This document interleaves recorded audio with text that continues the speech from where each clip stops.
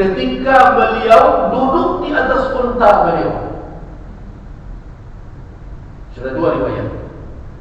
Yang ketiga mengatakan nah, falamma takkala beliau sampai Al-Baidah di daerah itu juga, tapi ada jalan sedikit mendaki dan posisi unta beliau berada di perbukitan kecil ketika itu. Disitulah beliau memulai, tapi tetap di daerah yang sama. Pertanyaannya, bukankah mereka sama-sama berhaji dengan Nabi? Iya. Tapi kok riwayatnya sampai 3 gitu? Nah, itu di zaman Nabi masih hidup. Sahabat bersama beliau. Nah, baru kita tahu rahasianya ketika kita membaca pandangan Ibnu Abbas. Kenapa riwayat berbeda? Kata Ibnu Abbas, Nabi seorang, sahabat puluhan ribu, dan mereka bergerombol datang kepada Nabi sallallahu alaihi wasallam. Sadonya nak dari Rasul. Nah, tentu tidak selamanya ada orang yang terus bersama Nabi. Arsala, kata Ibnu Abbas, bergiliran datang yang ini, setelah ini sudah lama dekat Nabi, yang lain mendesak pula, mundur yang ini dan datang lagi yang lain. Nah, dengan demikian masing-masing akan menceritakan apa yang dilihatnya. Setelah dia pergi, datang kawannya, dia ceritakan pula yang dilihatnya. Setelah yang kedua pergi, datang lagi gelombang yang ketiga. Jadi sama kisahnya kalau ada ustaz kita turun di Ma'uyatu memakai sandalnya tadi. Dan laki pertama ketika dia minta misalnya pakai silangan suami. Rupanya Uya tadi dia airnya tanggal sendalnya. Berjalannya ke ujung situ. Tadi memang nak terpakai sendal tadi, tapi nak mencari pertama pakai sendal, lantas suruh ke belakang. Nah, tiba kelompok dan kedua, tiba di ujung sini pakai sendal. So itulah yang tampaknya. Rupanya sendal pula petalinya. Nya tangga ada balik, nya peloknya, lah di daki oto baru lepasang ado, gelombang dan ketiga macam hendak daki otonya tadi. Tahu apa dari minggu kenapa berbeda riwayat? Nah, seperti itulah yang terjadi. Makanya kata Ibnu Abbas, di mana semestinya orang memasang ihlalnya labbaik Allahumma hajjan, labbaik Allahumma umratan? Kalau Ibnu Abbas berpendapat pakai seketiganya.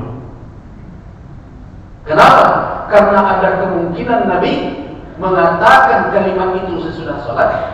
Mungkin juga beliau katakan ketika beliau duduk di atas kendaraan beliau, dan mungkin juga beliau katakan sebelum keluar dari tempat, dari daerah itu. Jadi mana rancak? Ketiga-tiga kalau dipakai sembrono untuk Ibnu Abbas. Nah, jadi dengan itu, jangankan di masa kita yang sudah 1446 setelah hijrah Nabi, berarti wafat Nabi 1436 tahun yang lalu. Ya, jangankan kita, sahabat saja yang sama hidup dengan Rasul tidak saling melihat keseluruhannya. Mereka hanya memperhatikan ketika mereka bersama dengan Rasul sallallahu alaihi wasallam. Apalagi mereka juga menghadapi berbagai masalah yang terkadang Nabi tidak ada di samping mereka. Seperti kasus seseorang setelah bertayamum, kawannya juga bertayamum, waktu sholat tiba air tidak ada, kemudian mereka lanjutkan perjalanan setelah sholat dengan tayamum tadi, tiba-tiba bertemu air, yang satu mengulang sholatnya, yang satu tidak. Nabi tidak ada bersama mereka ketika itu. Nah, untunglah ketika sampai dekat Nabi, mereka kadukan masalah itu. Ya Rasulullah, kami tadi di perjalanan, kami sama-sama bertayamum, kemudian bertemu air, yang satu mengulang sholatnya dengan wudu, yang satu lagi mencukupkan sholat yang tadi dengan tayamum tadi. Nah, untung Ketika itu mereka tanyakan, Nabi menjawab kepada yang tidak mengulang, laqad asabtas sunnah, engkau telah memenuhi sunnah, engkau telah tepat mengerjakannya sesuai sunnah. Bagi yang mengulang apa kata Nabi? Laka ajrul marratain, engkau dapat pahala 2 kali, kata Nabi. Tapi betapa banyak masalah-masalah itu yang juga tidak sampai kepada Rasul karena jarak. Jadi jangan dibayangkan zaman itu ada WA group, nanti jadi adminnya. Tidak ada. Apalagi di penghujung Islam, di mana hampir seluruh jazirah Arab telah berada dalam pangkuan Islam. Jarak yang jauh, Yaman, daerah Najd, termasuk wilayah ke arah Syam, semuanya berada di dalam Islam, dan tidak mudah zaman dahulu orang untuk rujuk kembali kepada Nabi menanyakan sebuah persoalan. Karena itu Nabi SAW memberikan petunjuk kepada para sahabat bagaimana berijtihad, memahami petunjuk dalil untuk menjawab persoalan-persoalan mereka hadapi. Nah, kita kembali kepada tadi. Jadi pendapat jumhur ulama yang mengatakan bahwa lutut lebih didahulukan dibandingkan kedua telapak tangan, ada 2 dalil yang menjadi rujukan utama. Ada 2 dalil yang menjadi rujukan utama. Yang pertama adalah hadis Wa'il ibnu Hujr namanya. Wa'il bin Hujr, beliau mengatakan adalah idza sajada, Nabi sallallahu alaihi wasallam idza sajada, Nabi sallallahu alaihi wasallam apabila sujud, kata Wa'il bin Hujr, ra'aitu, saya melihat Nabi apabila sujud, wada'a rukbatayhi qawla yadayhi, meletakkan 2 lutut beliau sebelum kedua telapak tangan beliau. Wa idza nahadha, dan apabila beliau bangkit dari sujud beliau, rafa'a yadayhi qawla rukbatayhi, beliau angkat kedua tangan beliau dahulu, baru kedua lutut beliau. Jadi kalau kata Wa'il bin Hujr, Nabi, saya melihat ra'aitun Nabi, saya melihat Nabi sallallahu alaihi wasallam idza sajada, apabila sujud, wada'a, beliau letakkan kedua lutut beliau, qabla, sebelum meletakkan kedua telapak tangan. Tetapi kalau beliau bangkit dari sujud, naik ke atas, apa yang beliau angkat dahulu? Kedua telapak tangan, baru kedua lutut. Nanti ada pembicaraan masalah duduk istirahat. Jangan terganggu itu dulu, nanti dipending masalah itu. Jadi kalau Nabi bangkit, beliau mengangkat kedua telapak tangan beliau dahulu, baru kedua lutut beliau. Jadi jangan ada pula yang begini. Tapi bagi orang yang sakit pinggang dimaafkan. Ini lain masalah, ini kondisi normal. Nanti ada kondisi dan keadaan di mana seseorang tidak bisa menunaikan kaifiat itu disebabkan uzur. Ini lain masalah. Jadi kajian yang kita sampaikan ini adalah dalam kondisi tidak ada uzur syar'i, tidak ada alasan yang dipandang secara syariat sebagai uzur. Orang bisa, tidak mungkin melakukan hal yang seperti itu. Nah, jadi normalnya itu kata Wa'il bin Hujr. Cuma persoalannya, hadis Wa'il bin Hujr tadi yang diriwayatkan oleh Al-Imam Abu Dawud, Imam Ibnu Majah, dan juga Al-Imam An-Nasai, dianggap oleh ulama tidak dalam kategori sahih. Hadis itu dhaif. Nah, kalau sahihlah hadis ini mungkin tidak ada ikhtilaf.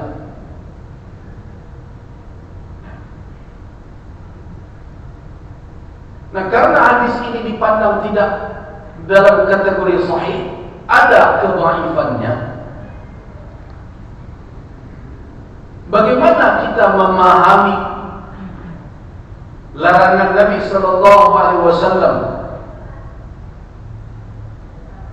di dalam riwayat Imam Abu Dawud dan yang lain-lainnya, "Idza sajada ahadukum fala yabruku burukan jamali."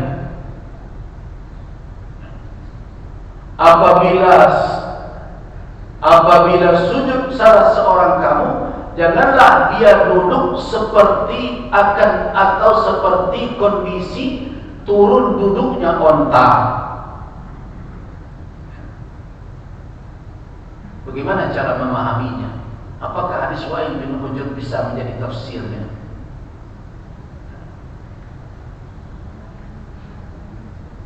Nah, bahkan di dalam hadis tentang duduk onta tadi ada tambahan, walakin yadau yadayhi thumma rakbatayhi. Akan tetapi hendaklah dia meletakkan kedua tangannya baru kemudian kedua lututnya. Ini nanti yang diambil oleh Imam Malik dalilnya. Jadi menurut pendapat mazhab Maliki, mendahulukan lutut tadi kemudian baru kedua telapak tangan itu seperti turunnya onta duduk itu.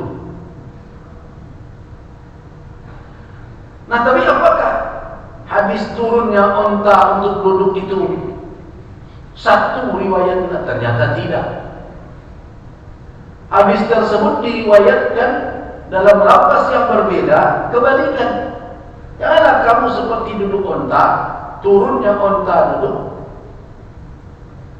mendahulukan dahulu kedua telapak tanganmu baru kedua lututmu. Jadi ada dua riwayat yang bertolak belakang. Sehingga ada yang berpendapat bahwa itu telah dinasahkan. Jadi larangan duduk seperti akan duduk onta itu sudah mansukh. Itu pandangan Ibnu Taimiyah kalau kita lihat dalam kitab Majmu' al-Fatawa. Nah, dengan demikian berarti dalil duduknya onta dengan dalil Wa'il bin Hujr sama kedudukannya. Sama-sama ada persoalan dari sisi kekuatan hujjahnya. Nah, tinggal satu dalil jumhur. Apa itu? Yaitu amalan sahabat, yaitu sahih dari Umar bin Al-Khattab, sebagaimana diriwayatkan oleh Al-Imam Ibnu Abi Syaibah, bahwa Umar ketika salat kana yuqaddimu rukbatayhi ala yadayhi. Umar bin Al-Khattab mendahulukan kedua lututnya dibandingkan kedua telapak tangannya. Nah, inilah yang dipandang oleh jumhur ulama sebagai tafsir dari kaifiyat bagaimana cara Nabi turun untuk sujud. Nah, ini dasarnya. Nah, sedangkan di dalam pandangan mazhab yang kedua, itu mazhab Imam Malik dan juga Al-Imam Al-Auza'i, Umar bin Al-Khattab kana yuqaddimu yadayhi. Umar bin Al-Khattab, Ibnu Umar, Abdullah maksudnya, Abdullah bin Umar mendahulukan kedua tangannya. Ini tidak sahih, karena itu riwayat dari Abdul Aziz Ad-Darawardi, dan ini merupakan hadis yang dhaif. Jadi tidak ada riwayat dari Abdullah bin Umar bahwa dia mendahulukan kedua telapak tangan. Nah, sedangkan riwayat hadis yang seperti duduk onta tadi jelas bahwa hadis tersebut tidak bisa dijadikan hujjah karena tambahan dari hendaklah seseorang meletakkan dahulu kedua tangannya sebelum kedua lututnya tidaklah kuat tambahan hadis tersebut.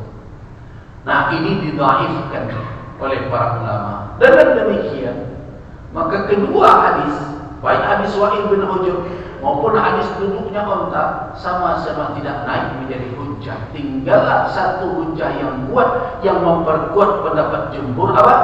Umar bin Khattab mempraktekkan salat dengan mendahulukan kedua lututnya dibandingkan dengan kedua telapak tangannya. Nah, dengan demikian maka dari tiga pendapat yang berkembang, yang mendahulukan lutut, mendahulukan tangan, atau memberikan pilihan, nah, yang lebih kuat dalilnya adalah yang mendahulukan lutut, karena Umar bin Khattab menunjukkan cara seperti itu, dan Umar termasuk adalah di antara yang dipedomani di dalam masalah tersebut berdasarkan kepada hadis alaikum bisunnati wa sunnatil khulafa'ir rasyidin al-mahdiyyin min ba'di. Hendaklah kalian berpegang teguh kepada sunnahku dan sunnah khulafa'ir rasyidin yang mendapatkan hidayah setelah dan Umar disepakati adalah di antara al-khulafa'ir rasyidin. Jadi karena itu mana yang kuat? Nah, yang kuat adalah pendapat yang pertama. Apalagi kalau dibandingkan dengan hadis Abu Hurairah tentang duduk unta tadi, hadis Wa'il bin Hujr lebih sedikit titik kelemahannya dibandingkan dengan hadis Abu Hurairah. Nah, karena itulah makanya apa kata Al-Imam At-Tirmizi, pengarang kitab hadis Sahih At-Tirmizi, kata Imam At-Tirmizi, wal amalu alaihi, yang diamalkan oleh kebanyakan ulama, aktsar ahli ilmi, kebanyakan ulama adalah mendahulukan kedua lutut dibandingkan dengan kedua telapak tangan. Apabila bangkit dari sujud, mendahulukan mengangkat kedua tangan, kemudian baru kedua lutut. Inilah yang diamalkan oleh banyak ulama, sebagaimana yang dikatakan Imam At-Tirmizi rahimahullah. Jadi dari tiga pendapat itu yang kuat mana? Tetap yang mendahulukan kedua lutut. Berarti yang diajarkan oleh guru-guru kita yang lama dulu, karena kebanyakan sholat kita seperti itu telah kuat dalil. Tetapi seluruh kaifiat tadi, baik yang mendahulukan lutut maupun yang mendahulukan telapak tangan, atau yang sekali-sekali lutut sekali telapak tangan, semuanya salatnya sah, tidak ada yang batal satu. Nah, jadi pembicaraan kita hanya berbicara perkara mana yang afdal, yang lebih kuat dari sisi dalil. Nah, jadi karena itu mana yang akan kita amalkan? Dahulukanlah kedua lutut, kemudian baru kedua telapak tangan. Itu persoalan pertama. Sekarang muncul persoalan yang kedua, yaitu al-mujafah baina yaday sajid wa jambayhi wal faqizain wal batan. Apakah disunnahkan untuk menjarakkan antara kedua tangan orang yang sujud dengan dua sisi badannya, dan menjarakkan antara perutnya dengan kedua paha? So ada sebagian orang yang sujudnya begini. Nah. Ya. Apakah sunnahnya begini atau begini? Sebagian orang ada yang tidak mempedulikan hal ini. Tapi bagi orang yang ingin mengikuti apa yang diperintahkan oleh Nabi, sallu kama ra'aitumuni usalli, salatlah kamu sekalian sebagaimana kalian melihat aku salat, mereka perhatikan hal ini. Nah, pendapat yang pertama, bahwa menjarakkan anggota tubuh, ada dua yang dijarakkan, yaitu antara tangan dengan rusuk, kemudian antara perut dengan kedua paha. Tapi berhati-hati, Ada pula orang yang berkelebihan mana? Nyabihkan cik sejadah, sehingga ketika dia sujud menjangkau ke ujung.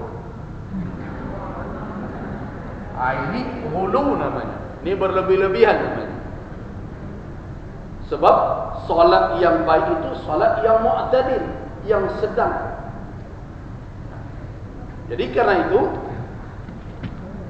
di dalam riwayat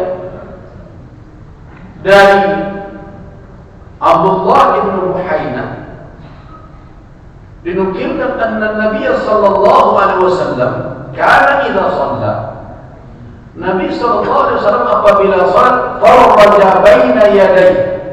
farraja baina yaday, menjarakkan antara kedua tangan beliau dengan rusuk beliau, hatta yabdu bayadu ibtai, sehingga terlihat putihnya ketiak Nabi. Ketiak Nabi putih, bukan hitam.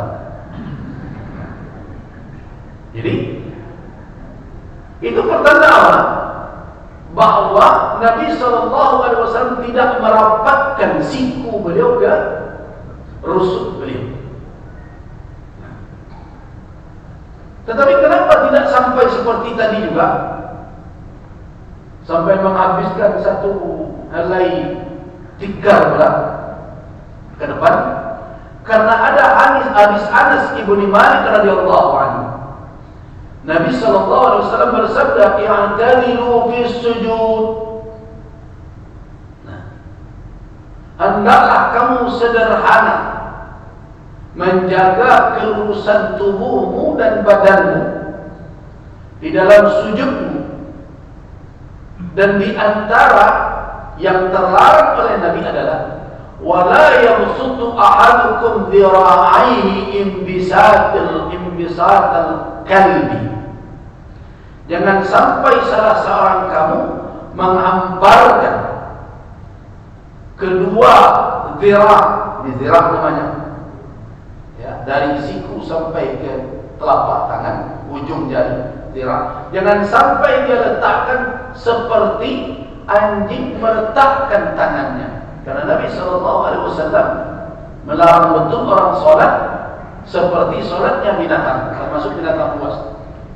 Nah karena itu orang yang berusaha mengejarkan sampai ke depan, otomatis nanti akan terletak seluruh dari sikunya sampai ke ujung jari. Dan ini terlarang berdasarkan hadis sahih dari Anas bin Malik. Jadi yang begini tidak boleh, meletakkan seluruhnya dari siku sampai ke telapak tangan keseluruhan. Jadi tidak boleh begini. Ini dikatakan imbisal atau iftirasyus sabah, atau seperti binatang buas sedang duduk. Ini terlarang. Nah karena itu diangkat jarakkan antara rusuk dengan siku kita, kemudian jarakkan antara siku dengan lantai. Nah, nanti di mana posisi telapak tangan nanti kita bahas. Yang jelas jarak. Tetapi ingat, Nabi juga memerintahkan walinu, lembutkan sisi-sisi kamu. Ada sebagian orang yang berkelebihan bulu mangkik, mengambang ketiaknya, sehingga kepala orang yang terlantung sudah. Ada sebagian orang yang sholat begitu. Ini juga tidak dibenarkan, karena ini tidak i'tidal. Ini tidak i'tidal. Jadi karena itu menjarakkan antara anggota tubuh di dalam sujud adalah amalan Nabi SAW. Berarti itu adalah sunnah. Nah, tetapi ingat, menjarakkan itu dalam makna i'tidal, dalam makna yang sedang, bukan dalam makna yang dulu berlebih-lebihan. Nah karena itulah makanya, bagaimana cara seseorang itu sujud? Telapak tangannya posisinya di mana? Telapak tangannya ada dua tempat di dalam sujud berdasarkan kepada hadis Nabi sallallahu alaihi wasallam. Yang pertama adalah hidha mankibai. Yang kedua hadwa udhunai. Jadi posisi telapak tangan dalam sujud ada dua. Yang pertama adalah hidha mankibai, setentang bahu dia. Jadi kalau sujud begini, nah di sini bahu posisi, nah berarti begini, setentang bahu. Riwayat yang kedua adalah hadwa udhunai, kedepankan.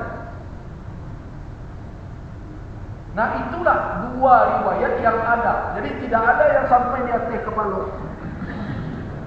Ya. Di posisi telapak tangan ada dua riwayat dari Nabi. Yang pertama adalah setentang bahu, yang kedua setentang telinga. Tapi tidak usah lo dikakuh telinga. Setentang bau atau setentang telinga. Nah, ada yang berpendapat setentang bau terus, ada yang berpendapat setentang telinga terus. Pendapat yang ketiga boleh dipilih mana yang nyaman. Tetapi keduanya ma'thur, diriwayatkan dari Nabi sallallahu alaihi wasallam. Itu berdasarkan kepada hadis Abu Humaid, di mana Nabi sallallahu alaihi wasallam meletakkan telapak tangan beliau setentang bahu beliau. Sedangkan hadis Wa'il mengatakan bahwa Nabi meletakkan setentang telinga beliau. Nah, jadi dimanapun dari dua posisi itu telah berdasarkan kepada apa yang dilihat oleh sahabat salat Nabi sallallahu alaihi wasallam. Nah, dengan demikian maka jelas bahwa bagaimana kaifiat seseorang sujud. Yang pertama ayyakuna mu'tadilan. Yang pertama posisinya adalah posisi yang sedang, tidak terlalu memanjang dan tidak pula terlalu singkat. Seseorang kadang sebagian sujud ada yang terlalu ibunya, separuh lapis dia pakai. Ini tidak berdasarkan kepada sunnah. Hendaklah dia menjarakkan antara perutnya dengan fakhidai, dengan kedua paha. Menjarakkan antara sikunya, tangannya dengan jambai, dengan dua sisi atau rusuk. Tetapi dia tidak imbisatan qalb, tidak juga seperti anjing atau binatang buas duduk, meletakkan satu tapak tangan kemudian meletakkan sampai sejajar di depan kepala dia. Tidak seperti itu. Nah, karena itu posisi telapak tangannya berada antara dua tempat, antara setentang telinganya atau setentang bahu. Itulah keadaan kondisi sujud seseorang. Itu terkait dengan bagaimana turunnya orang untuk sujud. Nah, sekarang bagaimana keadaan sujud itu setelah dilakukannya demikian? Yang perlu diperhatikan, masalah yang ketiga adalah Rasulullah sallallahu alaihi wasallam diperintahkan untuk sujud di atas 7 anggota tubuh. Di atas apa? 7 anggota tubuh. Umirtu an asjuda ala sab'ati a'dha. Saya disuruh sujud, untuk sujud itu disuruh di atas 7 anggota tubuh. Persoalannya sekarang, mana anggota yang 7 itu? Yang pertama adalah wajah. Yang kedua adalah kaffain, 2 telapak tangan. Yang ketiga adalah rukbatain, 2 lutut. Sudah berapa anggota itu? 5. 1 wajah, 2 telapak tangan, 3, 2 lutut, 5. Kemudian berikutnya 2 qadamain, 2 telapak kaki, yaitu 2 ujung telapak kaki. Jadi 7. Itulah 7 anggota sujud kita. Kalau ada seseorang yang tidak memenuhi standar 7 anggota tubuh tadi, apakah sujudnya sah? Tidak, batal. Jadi kalau ada orang yang sujud, kemudian kakinya diangkatnya ke atas dua,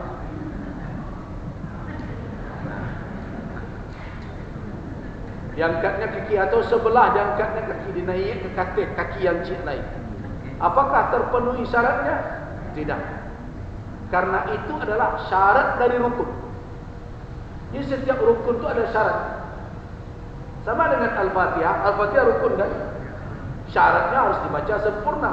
Bagaimana kalau orang membaca Al-Fatihah tapi sampai iyyaka na'budu wa iyyaka nasta'in saja? Berarti tidak terpenuhi syarat dari rukun. Apa akibatnya? Rukun tersebut tidak sah. Ketika rukun tidak sah, maka batalah salat. Nah begitu juga Nabi memerintahkan kita sujud di atas anggota tubuh yang sujud, tetapi kemudian tidak dilakukan hal itu, tidak terpenuhi ketujuhnya menjadi anggota sujud tersebut, maka tentu sujudnya tidak sah, dan sujud tidak sah, salatnya batal. Nah, sekarang apa yang dari anggota tubuh ini yang jadi persoalan? Yang sering jadi persoalan itu adalah al-qadaman, dua telapak kaki. Kemudian yang kedua adalah wajah, mana yang harus terletak. Nah, baik, sekarang kita bahas satu persatu.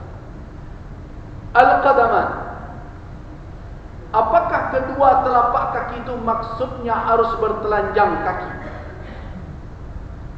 Sepakat ulamanya mengatakan tidak harus. Kenapa? Karena di dalam syariat dibolehkan orang solat memakai sendal, dan dibolehkan orang untuk solat memakai khuf, sepatu. Sehingga di dalam bab taharah kita pernah mengkaji tentang menyapu sepatu. Nah, memang agak rumit memahami orang Indonesia. Orang Indonesia tak mau menyapu sepatu. Kenapa? Ia tak ada gunanya. Tetapi bagi orang di daerah lain, seperti di daerah yang musimnya mengalami musim dingin, itu membuka sepatu itu berat sekali. Apalagi musim dingin yang sangat, musim salju berbagai macam. Nah karena itu sekali mereka berwudu, setelah berwudu, selama mereka tidak berhadas besar, kalau wudu batal misalnya dengan buang angin, ketika mereka berwudu, anggota tubuh yang lain mereka sempurnakan membasuh dan menyapunya, tapi tiba kaki mereka tidak membuka sepatu mereka, tetapi hanya menyapu sepatu itu saja. Mana yang disapu? Yang disapu bagian atasnya, bukan telapak sepatunya, atasnya. Itu yang dikatakan oleh Ali bin Abi Thalib, jangan mengakal-akali agama ya. Berakal itu perlu dalam beragama, tapi mengakal-akali agama jangan. So kalau agama sudah diakal-akali, artinya hanya dengan akal saja kita merujuk, itu mengakal-akali namanya ya. Nas dicampakkan, maka teori menyapu sepatu bisa batal. Kenapa? Sebab kalau akal saja yang akan jadi pedoman, mana yang patut disapu dari sepatu itu? Telapaknya, karena itu dan terpijak. Mengamuk kok pembuangnya. Itu kata Ali bin Abi Thalib, "Lau kana ad-dinu yu'khadhu bir-ra'yi." Kalau seandainya bisa nalar berdiri sendiri dalam beragama, maka la batinul khuffi, telapak sepatu lebih berhak disapu daripada punggungnya. Kenapa? Karena kalau berjalan kan tak punggungnya. Mana yang bijak? Telapaknya. Ketika disapu, banyak telapaknya yang disapu. Nah ini yang kata Ali bin Abi Thalib, hati-hati. Beragama merujuklah kepada dalil, jangan merujuk hanya kepada nalar semata. Bukan berarti nalar tidak dipakai. Nalar dipakai, tapi dia tidak boleh mengalahkan nas. Nah, kita lanjutkan. Jadi karena itu, tidak ada ulama yang mengatakan orang yang sholat itu mesti harus bertelanjang telapak kaki. Sholat haruskah? Tidak. Karena itu bolehkah seseorang sholat pakai kaos kaki? Ya boleh, tidak ada masalah. Bolehkah seseorang sholat pakai sepatu? Ya boleh. Bolehkah seseorang sendal? Boleh. Ini hukumnya. Saya tidak menyuruh nanti bapak-bapak dan ibu membawa sendal ke dalam masjid ini. Tidak ada masalah. Secara hukum asalnya boleh tak boleh. Bahkan Nabi dan para sahabat salat sahih riwayat dengan sandal. Pada suatu kali Nabi salat dengan sandal. Sahabat salat pakai sandal di belakang beliau. Tiba-tiba Nabi melepaskan sandal beliau. Melihat Nabi melepaskan sandal, dan di belakang sahabat tanggalu sandal satunya. Selesai salat, lihat Nabi. Araakum, saya lihat kalian melepaskan sandal kalian, tidak ada apa, kata Nabi. Nah, ini kepatuhan sahabat. Ra'aina, kami melihat engkau melepaskan sandal engkau ya Rasulullah. Ya kami lapirlah sandal kami. Begitu patuhnya sahabat. Kata Nabi, tidak ada larangan salat pakai sandal. Sallu ala ni'alikum. Salatlah dengan sandal kalian itu. Innama, sedangkan tadi saya melepaskan sandal bukan karena tidak boleh salat pakai sandal. Ja'ani Jibril. Datang Jibril kepadaku memberitahu bahwa di sandalku ada najis kotoran yang makanya lepaskan. Jadi orang yang solat pakai sandal itu harus periksa sandalnya dulu. Lain tak ada najis nah. Nah kalau ada najis bersihkan dulu. Bagaimana kan di tanah itu terpijak ada najis. Selama tidak ada tampak warnanya, tidak jelas, maka dia dihukum suci. Kenapa? Karena tanah itu kalau ada najis berikutnya, najis selanjutnya, tanah berikutnya, itulah yang membersihkannya. Makanya bapak dan ibu kalau pergi ke Saudi kan kadang-kadang bingung mencari orang Arab. Orang Arab itu jubahnya dalam tuang. Apalagi ibu-ibu, karena memang ibu-ibu dianjurkan untuk jangan meninggikan pakaiannya itu sampai sehingga tersingkap betisnya atau telapak kaki. Itu permintaan istri Nabi dahulu. Di ketika Nabi mengatakan bahwa yang laki-laki itu jangan isbal, itu makanya isbal itu tidak disepakati oleh ulama hanya perkara dalam dan panjang baju saja, tapi ada sabab. Nah, apa kata istri Nabi? Wa kaifa fa'ala nisa ya Rasulullah? Kalau kami harus di mata kaki juga, bagaimana wanita? Kata Nabi, ya sudah, tambahlah sejengkal. Apa kata istri Nabi? Ya Rasulullah, kalau sejengkal kami naik, nampaklah betis kami. Ya kata Nabi, tambahlah setiap lain. Tambah sejengkal lagi. Nah itulah sekarang. Terus ketika mereka memakai jilbab, tahu jilbab? Jilbab bukan yang ibu-ibu pakai sekarang itu.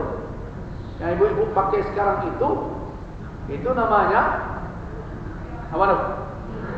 Khimar namanya. Nah, yang jilbab adalah pakaian wanita yang menutupi dari ujung kepalanya sampai ke ujung kakinya. Itu jilbab namanya.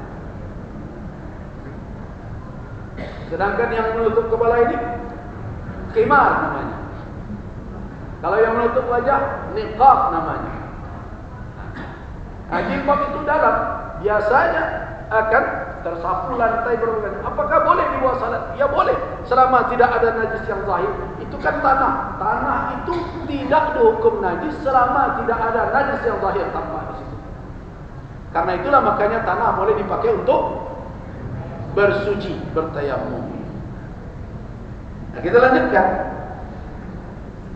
Jadi, ketika seseorang salat memakai sandal, otomatis bisa jadi apalagi pakai sepatu, maka kedua jari jemarinya, jari jemari kaki kanan dan kaki kiri tidak akan bersentuhan dengan lantai. Apakah itu dibolehkan? Boleh. Kalau dibolehkan orang untuk salat memakai khuf, dibolehkan orang salat untuk memakai sandal, maka berarti tidak menjadi syarat kedua telapak kaki itu harus arian, harus kosong atau polos, tidak memakai apa-apa. Jadi boleh antara telapak kakinya dengan lantainya teralas dengan sepatu ke ujung sepatu, walaupun tidak bersentuhan jari jemarinya dengan lantai, tetap kalau sudah terletak maka berarti sudah terpenuhi dua telapak kakinya di atas lantai. Sudah. Cuma persoalannya masjid kita pakai karpet. Itu saja masalahnya. Nah, kalau di masjid-masjid lain seperti sekarang di Masjidil Haram, dulu sering terjadi perdebatan. Dia nak bawa mampu sepatu, jangan dipijak lapiknya tu. Ya mampu solat di pelataran sa'i ni, ya pakai salah sepatu tu. Pakai salah sedap. Kenapa? Karena itu bukan tidak ada larangan orang untuk memakai sepatu dan sandal selama sepatu dan sandalnya dalam keadaan bersih, tidak ada najis. Jadi makanya kalau dilihat orang sa'i, orang tawaf, sebagian orang pakai sepatu. Selama dia tahu sunnahnya, kalau dia tahu dalam keadaan berihram, tentu dia tidak boleh. Yang laki-laki yang tidak boleh memakai sepatu. Kemudian sa'i tidak ada masalah. Ada sebagian amun tak nyaman. Urusan nyaman dan tidak nyaman bukan perkara hukum. Itu perkara pribadi seseorang. Sebagian orang nyaman melakukan, silakan saja. Tetapi untuk kasus di masjid kita, kenapa tidak kita suruh? Kenapa? Karena masjid kita telah diberi fasilitas karpet keseluruhan. Nah, kalau apa-apa sepatu dipakai dari bawah sampai ke dalam bawah. Yang kedua, ibu tukang barasian. Yang ketiga, membarasiannya umi. Yang keempat lain jadi kurang. Nah, karena itu jangan dibiasakan di sini. Tapi di tempat-tempat yang di situ memang dibolehkan, karena sebagian kalau di Masjidil Haram ada tempat-tempat yang dia kurung. Ini tempat sholat, ini tidak boleh sepatu ke dalamnya. Ini tempat di sekitar pelataran tawaf, itu boleh saja, tidak ada masalah, diizinkan oleh askar, oleh pegawai-pegawai Masjidil Haram, tidak ada masalah. Selama dengan catatan yaitu bersih. Ya, perhatikan dulu sebelum masuk ada tidak. Kalau tidak ada, maka boleh dia untuk memakai itu. Tidak ada larangan dan tidak haram hukumnya. Nah, kalau ada sebagian mengatakan amun tak nyaman, tak nyaman awak itu jangan dipakaikan hukum untuk orang. Itu pakai saja untuk kita, urusan nyaman dan tidak nyaman. Sama dengan sebagian orang, ada orang mengatakan dia kalau tidak berwudu sekali lagi tidak nyaman. Bagi orang yang telah berwudu dari satu sholat ke sholat lainnya, ia tidak ada masalah. Urusan nyaman dan tidak nyaman bukan menentukan perkara hukum apakah boleh atau tidak boleh. Kemudian kita lanjutkan. Berarti kedua telapak kaki bolehkah beralaskan sesuatu? Boleh. Itu kasus yang pertama. Kasus yang kedua, ketika sujud, bagaimanakah posisi kedua telapak kaki tersebut? Apakah kedua telapak kaki tersebut harus dirapatkan? Atau kedua telapak kaki itu harus direnggangkan? Ini juga jadi masalah. Dalam perkara merapatkan dan merenggangkan kedua telapak kaki, ada beberapa pandangan ulama.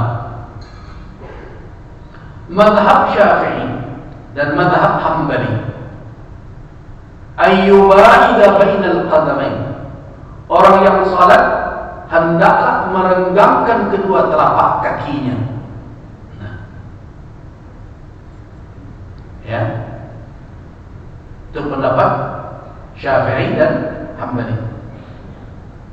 Dalil mereka adalah hadis Abu Humaid, di mana mereka mengatakan dalam riwayat Abu Humaid dituntut untuk menjarakkan kedua paha.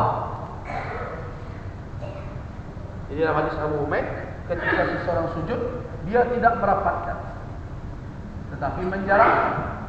Nah, ketika kedua paha dijarakkan, supaya posisi orang mu'tadil itu kan dalam posisi yang tidak bengkok-bengkok tapi lurus dan sedang, maka otomatis posisi kedua telapak kaki sebagaimana berdiri juga, maka tetap dalam posisi seperti seseorang ketika berdiri. Telapak kakinya sejajar dengan lututnya. Nah, inilah yang menjadi rujukan di dalam mazhab Hambali dan mazhab Syafi'i, yang mengatakan telapak kaki ketika sujud tidak dirapatkan tetapi direnggangkan, berdasarkan kepada hadis Abu Humaid. Kemudian sedangkan pendapat yang kedua, adalah sunnahnya ketika sujud ayyursiqal qadamain, hendaklah dua telapak kaki itu dilekatkan atau dirapatkan. Ini sebenarnya dahulu mazhab Al-Imam Ibnu Khuzaimah, seorang ahli hadis, Al-Imam Al-Baihaqi, dan kebanyakan dari ulama kontemporer. Jadi karena itu jangan dikatakan bahwa yang mereka itu tidak sunnah. Tapi ulama-ulama sekarang banyak, diantaranya ulama-ulama Saudi banyak mengajarkan untuk merapatkan kedua telapak kaki. Nah, apa yang menjadi rujukan mereka adalah hadis Ummul Mukminin Aisyah radhiyallahu anha. Hadis Ummul Mukminin Aisyah radhiyallahu anha. Kata Ummul Mukminin Aisyah, فقدت رسول الله صلى الله عليه وسلم ليلة من الفراش فالتمسته. Pada suatu malam, kata Aisyah radhiyallahu anha, saya kehilangan Rasulullah dari tempat tidur, dari samping saya. Aisyah tersentak bangun, Rasulullah sudah hilang. Kemana ya Rasul ya? Ini risiko bermadu ini. Kalau saya surang, saya hilang, lapela dapur kalian. Tapi kalau bermadu, berdekatan, tentu muncul kamal lapar. Akhirnya faltamastu, aku raba-raba. Kan waktu itu yang dibayangkan ada listrik ya, gelap. Faltamastu, fawaqa'at yadayya, maka bersentuhanlah atau jatuhlah telapak tangan saya ala batni qadamai, di atas dua telapak kaki Nabi. Jadi kedua-duanya. Wa huwa fil masjid, ternyata beliau sedang berada di masjid. Wa huma mansubatan, keduanya sedang tertegak. Wa huwa yaqul, dan beliau sedang berdoa, Allahumma a'udzu biridhaka min sakhatik. Ya Allah, aku berselindung dengan ridha Engkau dari amarahmu. Wa bi mu'afatika min 'uqubatik, dengan kemaafanmu dari hukumanmu. Wa a'udzu bika minka, aku berlindung kepada Engkau dari Engkau. La ukhfi sana'a 'alaika, saya tidak menghitung pujian dan sanjungan kepadamu. Anta kama asnaita ala nafsik, sebagaimana engkau telah menyanjung diri engkau sendiri. Nah, itu di dalam riwayat Al-Imam Muslim. Nah, sedangkan di dalam Imam Ibnu Khuzaimah, di Ibnu Khuzaimah ada lafaz tersendiri, ada kalimat kana rassan aqibai. Rasulullah melengketkan kedua telapak kaki. Nah, lafaz Ibnu Khuzaimah inilah yang bermasalah. Sebab lafaz Ummul Mukminin Aisyah dalam Imam Muslim tidak secara sharih menunjukkan di dalam sujud beliau melengketkan. Dia terletak kedua. Apa salahnya? Tetapi lafaz dari Ibnu Khuzaimah karena rasan marsus, yang berdampingan berlengketan seperti itu, inilah yang jadi persoalan. Nah, tentu Ibnu Khuzaimah rahimahullah dan yang lain-lain berpendapat kalau seandainya tidak melengket kedua telapak kaki Nabi, tidak mungkin telapak tangan Ummul Mukminin Aisyah bisa menyentuh sekaligus kedua-duanya. Itu yang jadi alasan bagi Ibnu Khuzaimah, Al-Imam Al-Baihaqi. Nah, masalah ini perbedaannya sangat kuat. Jadi bukan perbedaan yang ringan ini kalau dari sisi dalil. Kenapa? Karena hadis Abu Humaid menunjukkan dua telapak kaki berjarak, sedangkan hadis Ummul Mukminin Aisyah menunjukkan telapak kaki ras. Rasul itu adalah marsus, saling menguatkan atau berdempetan atau berdekatan. Nah, sulit sebenarnya untuk melihat mana yang lebih kuat di antara keduanya. Sulit sekali. Mana yang lebih? Yang jelas kesimpulan pertama, orang yang merenggangkan kedua telapak kaki tidak menyalahi sunnah. Orang yang merapatkan kedua telapak kaki tidak pula melanggar sunnah. Kenapa? Karena kedua riwayat itu adalah riwayat fi'liyah. Tahu fi'liyah? Perbuatan Nabi sallallahu alaihi wasallam, bukan qaul. Bukan perkataan, tetapi adalah perbuatan. Yang kedua-duanya ada berbagai kemungkinan kalau dianalisa. Jadi kalau saya berpendapat dalam perkara ini, antara merenggangkan dengan merapatkan sama saja kedudukannya. Seseorang boleh memilih antara merapatkan telapak kakinya dalam sujud seperti ini, ya. Jadi kalau sujud seperti ini atau begini, keduanya sama. Tidak ada yang afdal di antara keduanya, karena keduanya merujuk kepada dalil. Jadi seseorang boleh memilih, tetapi ada catatan bagi orang yang merapatkan kedua telapak kaki, dia tidak boleh merapatkan kedua pahanya. Jadi ada sebagian orang yang merapatkan kedua telapak kakinya, tapi dia merapatkan kedua pahanya. Jadi dia buat begini. Ini yang terlarang.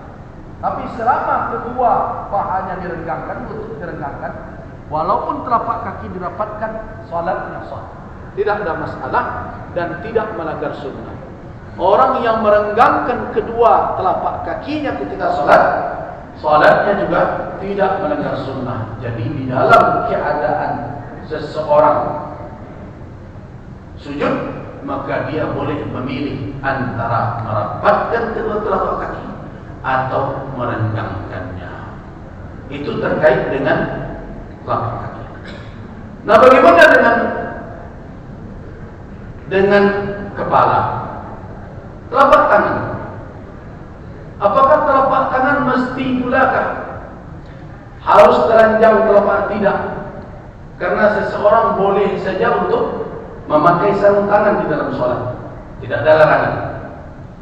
Sebagaimana juga wanita, kalau seandainya wanita sholat, kemudian telapak tangannya terletak di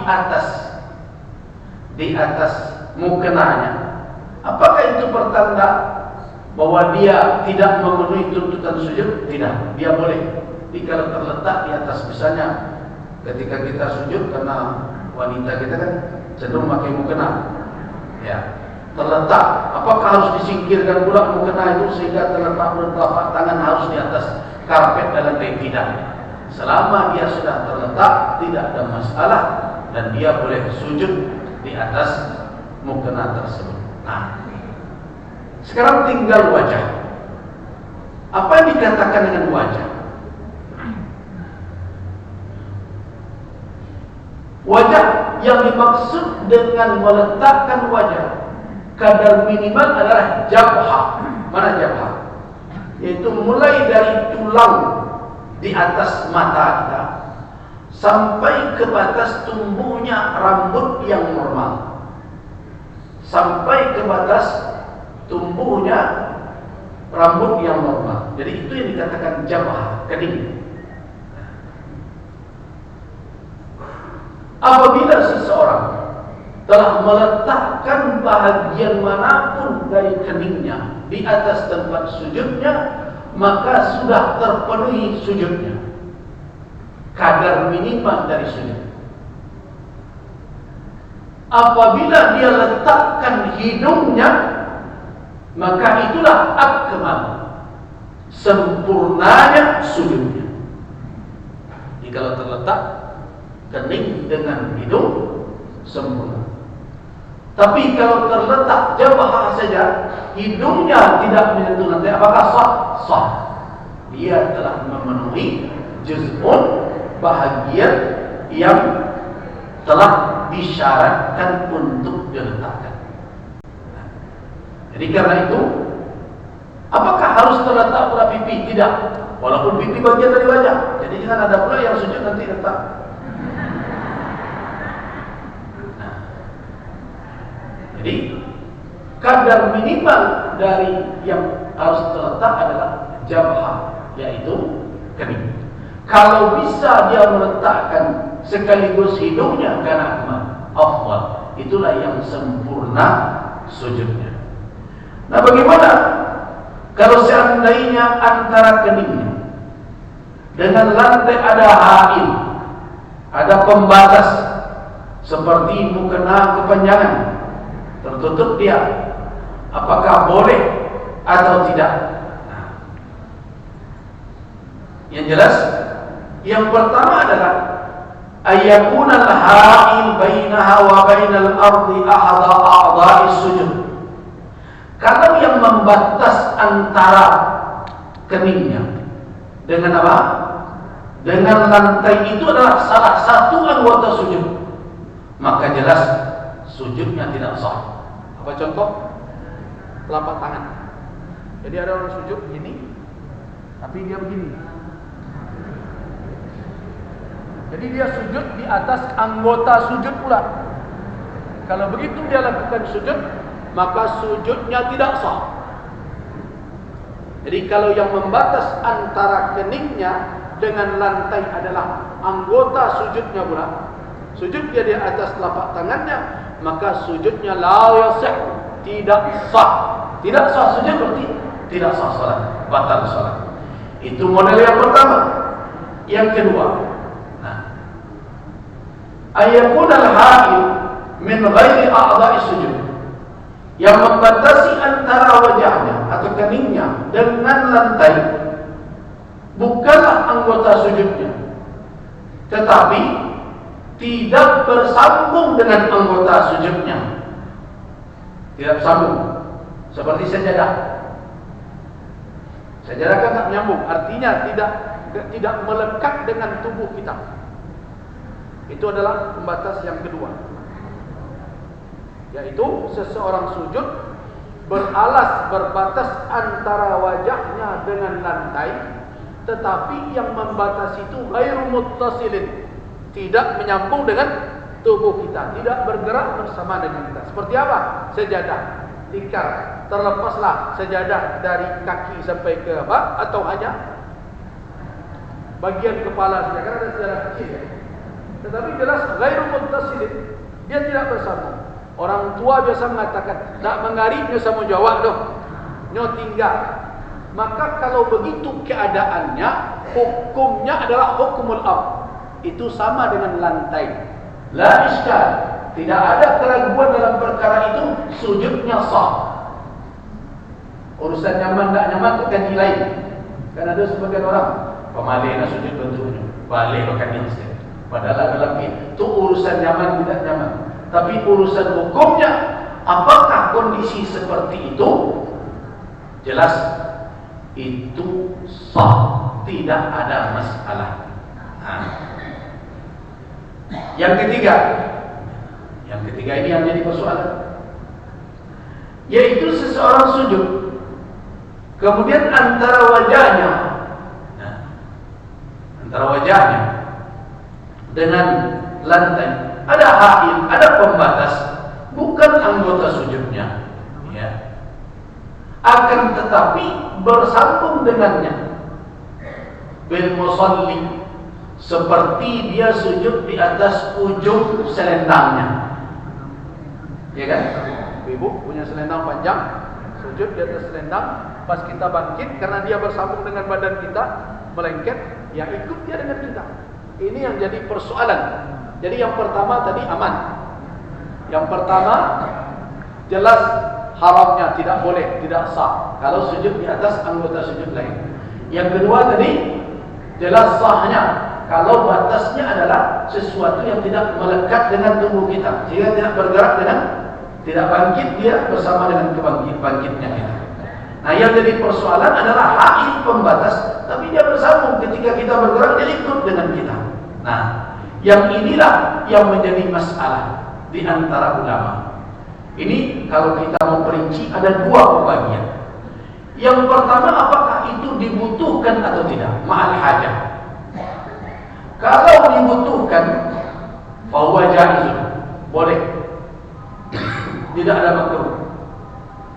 Karena sahabat ketika panas sangat, ketika sholat mereka dalam suasana panas yang sangat, pasir kalau tertimpa cahaya matahari yang panas itu tidak tanggung panas. Saya kemarin ketika wukuf di Arafah, pengalaman betul, belum pernah saya hadapi selama ini. Kebetulan saya memakai sendal saya itu terbuat dari bahan karet gitu. Ketika kami wukuf, sholat, khutbah wukuf, kemudian sholat, kemudian berzikir, memberi tausiah jamaah cukup lama, itu sendal tertinggal di luar tenda. Ya, tertinggal di luar tenda, dihantam oleh cahaya matahari yang 47-48 derajat gitu. Nah, ketika itu, karena kami juga agak di kaki bukit, ketika saya keluar, itu baru saya dipasang seperti meletakkan telapak kaki di atas bara. Cabut telapak kaki saya ambil air yang ada di dalam kulkas, saya siram supaya dingin. Setelah itu saya taruh tempat yang teduh. Tahu tidak Bapak dari minggu? Setengah jam itu saya pakai. Setelah itu ternyata sendal itu kurang 2 nomor. Sehingga tumit saya cuma separuh saja terletakkan setengah 2 nomor kurang. Begitu panasnya. Nah, jadi jangan dianggap dahulu masjid atau tempat sholat jangan dibayangkan seperti sekarang. Nah, pernah terjadi para sahabat sholat dalam situasi yang sangat panas. Kemudian mereka ketika sholat waktu sujud, mereka jadi kum. Tahu kum? Itu lengan baju ini yang dalam, yang kan lengan baju. Sahabat kalau lihat model jubah Nabi, itu lengan bajunya panjang. Sehingga tidak heran kalau Nabi mengangkat, nampak ketiak beliau, bahkan nampak rusuk Nabi. Sehingga ketika perang Khandak atau perang Ahzab, terlihat Nabi mengikatkan batu-batu kecil di perut beliau untuk menahan goncangan perut ketika berjalan karena tidak makan. Nah, itu dalam situasi persiapan perang Khandak. Nah, karena itu ketika mereka sholat, para sahabat meletakkan, jadi membawa ini, sujudlah di atas kum, di atas lengan baju seperti itu. Artinya apa? Berdasarkan kepada riwayat itu, maka kalau ada keperluan, kebutuhan untuk menghambat atau menghalas tempat sujud itu dengan selain langkah, walaupun yang kita pakai ada hajat, maka fatwanya boleh karena hajat, tidak dimakruhkan. Nah, sedangkan bagaimana kalau tidak ada hajat? Tidak ada perlunya. Jika ada, semua ada, tapi dialas juga dengan selentang kita. Disinilah para ulama mengatakan bahwa amalan tersebut makruh. Tapi apakah itu membatalkan? Tidak. Tidak membatalkan salat, tetapi makruh hukumnya. Kenapa dikatakan makruh? Nah, karena Nabi SAW tidak menyuruh orang melakukan mengalas sesuatu. Bahkan Nabi mengatakan famakkin jabhataka, posisikan betul kening jidatmu ketika kamu sujud, tempatkan dia di tempat sujud. Dan Nabi SAW ketika ada yang mengadu kepada Nabi, syakauna ila Nabi sallallahu alaihi wasallam siddatul qur wa lam yuskina law kana sujud yajuz la sajadu ala ha'id. Nabi tidak menganjurkan